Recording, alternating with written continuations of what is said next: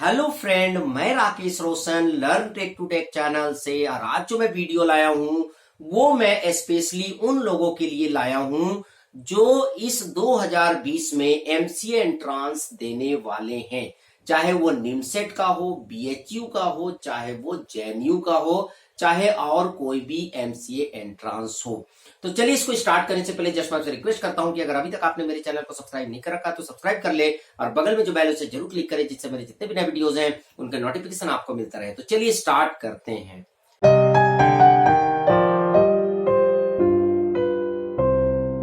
दोस्तों, मैं ये वीडियो इसलिए बना रहा हूं क्योंकि मेरे पास बहुत सारे स्टूडेंट्स के क्वेरी आ रहे हैं, ठीक है, जो खास करके 2020 में एमसीए एंट्रांस एग्जाम देने वाले हैं। चाहे वो निमसेट का देने वाले हैं, चाहे बीएचयू का देने वाले हैं, चाहे जेएनयू का देने वाले हैं, चाहे यूपीसी का देने वाले हैं, चाहे कोई भी एंट्रांस एग्जाम देने वाले हैं, उनके बच्चों के क्वेरी आ रहे हैं कि सर ये एग्जाम कब होगा।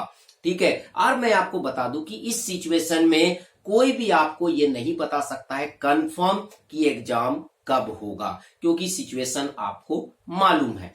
पर इसी बीच मैं देख रहा हूं कि कुछ बच्चों का ये भी कहना है कि सर ये जो डेट बार बार बढ़ रहे हैं इससे हमें पढ़ाई में मन नहीं लग रहा है। कुछ बच्चे तो ये भी बोल रहे हैं कि सर हम 10 दिन से 20 दिन से कुछ पढ़े ही नहीं है, पता नहीं पढ़ने बैठते हैं तो हमें ये लगता है पता नहीं एग्जाम कब होगा, ठीक है, किस डेट में होगा, और फिर हम किताब बंद करके रख देते हैं। तो मैं आपको बता दूं कि ये काम बिल्कुल भी आप नहीं करें, क्योंकि आप इतने दिनों से मेहनत कर रहे हैं। कोई 1 साल से मेहनत कर रहा है, कोई 6 महीने से मेहनत कर रहा है, कोई 5 महीने से मेहनत कर रहा है। तो मैं नहीं चाहता हूं कि आप लास्ट डेज में जो है प्रिपरेशन अपना बंद कर दें, बल्कि ये जो लेट हो रहा है एग्जामिनेशन में इसका आप भरपूर फायदा उठाएं। अब इसका फायदा आप कैसे उठाएंगे?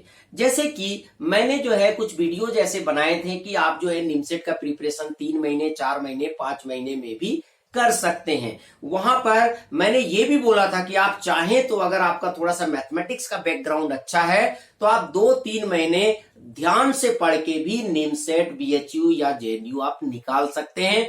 और वहां पर कुछ बच्चों ने नेगेटिव फीडबैक भी दिया था, पर जिन बच्चों ने नेगेटिव फीडबैक दिया था वही बच्चे जो है यही बोल रहे हैं कि सर अगर हम आपका बात मान लिए होते और अपना प्रिपरेशन स्टार्ट कर दिए होते तो इस साल शायद हम कोई ना कोई एंट्रांस एग्जाम निकाल लेते। पर हमारे मन में ये था कि 2 महीने 3 महीने में क्या प्रिपरेशन होगा बोल के हमने प्रिपरेशन ही नहीं किया। अब अफसोस हो रहा है कि 3 महीने के जगह अब हमें 5-6 महीने मिल जाता और हम आराम से जो है एंट्रांस एग्जाम देके क्लियर कर सकते थे। तो मैं आपको बता दूं कि जब इस तरह के प्रॉब्लम्स आते हैं तो उसका बेनिफिट भी उठा सकते हैं। जैसे 3 तरह के स्टूडेंट्स होते हैं। एक ऐसे स्टूडेंट जिनका प्रिपरेशन काफी अच्छा होगा, एक ऐसा स्टूडेंट जिनका प्रिपरेशन एवरेज होगा, उसको पता होगा कि मेरा रैंक ऐसा आएगा कि मुझे जो है एनआईटीज तो मिल जाएगा, ठीक है। तीसरे ऐसे स्टूडेंट होंगे जिनको ये लग रहा होगा कि यार एनआईटीज में तो नहीं होगा पर कोई स्टेट लेवल का एंट्रांस एग्जाम तो हम क्लियर कर सकते हैं। पर यहां पर तीनों लेवल के स्टूडेंट्स अपने आप को इंप्रूव कर सकते हैं। अब वो कैसे कर सकते हैं? सपोज दैट आपका प्रिपरेशन बहुत अच्छा है, जबरदस्त है, ठीक है, तो आप क्या कर सकते हैं कि आप और प्रैक्टिस कर सकते हैं। आप नए नए टेस्ट सीरीज ले सकते हैं, उसे सॉल्व कर सकते हैं। आप अपने दोस्तों को पढ़ा सकते हैं। जैसे कि सपोज दैट आपका प्रिपरेशन बहुत अच्छा हो गया है, ठीक है, आप 4 स्टूडेंट रहते हैं, आपको ऐसा लगता है कि बाकी 3 स्टूडेंट्स का प्रिपरेशन नहीं है, तो आप उन्हें पढ़ा सकते हैं। इससे क्या होगा कि आपके टॉपिक्स और स्ट्रांग हो जाएंगे, ठीक है।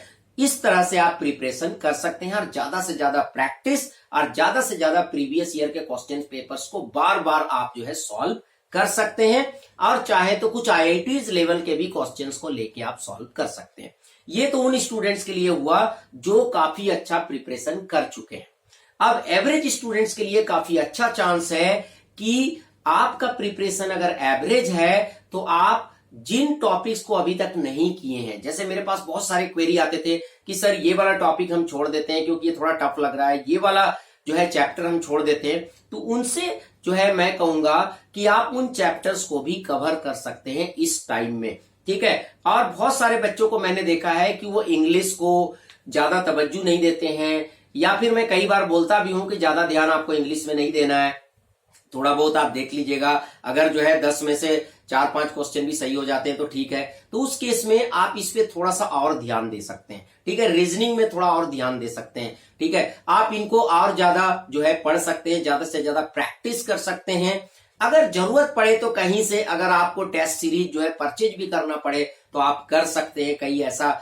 कई ऐसे इंस्टीट्यूट है, अगर वो कुछ टेस्ट सीरीज चला रहे हैं, ठीक है, अगर और वहां पर आपको 1000-1200 रुपया लग रहा है तो भी कोई इसमें खराबी नहीं है। आप दे के जो है अपने आप को इंगेज रख सकते हैं। अब तीसरा, जो लोग स्टेट लेवल के एग्जाम का प्रिपरेशन कर रहे हैं, जिनको लगता है कि निमसेट तो मेरे से नहीं हो सकता है, पर फिर भी आपने निमसेट भर दिया है, ठीक है, तो आप इतनी तैयारी तो कर सकते हैं कि आपको कोई ना कोई एनआईटी मिल जाए। ठीक है, तो इसके लिए आप जो है टेस्ट सीरीज कर सकते हैं। ठीक है, और कुछ ऐसा अगर ऑनलाइन रिफ्रेशर कोर्स टाइप का कुछ हो रहा है तो वो आप ले सकते हैं। ठीक है, और भी कुछ किसी तरह का आपको सजेशन है तो वो आप मेरे से पूछ सकते हैं। ठीक है, मेरा मोबाइल नंबर जो है हर वीडियो में आपको दे दिया जाता है। ठीक है, तो इस तरीके से जो है आप प्रिपरेशन कर सकते हैं। तो मेरा ओवरऑल कहने का मतलब ये है कि ये जो बीच में गैप आ रहा है, ठीक है, ये जो आपको एक्स्ट्रा टाइम मिल रहा है, ठीक है, पहले एग्जाम आपका जो है मई में होना था, फिर जून में, फिर जुलाई में, फिर अगस्त है,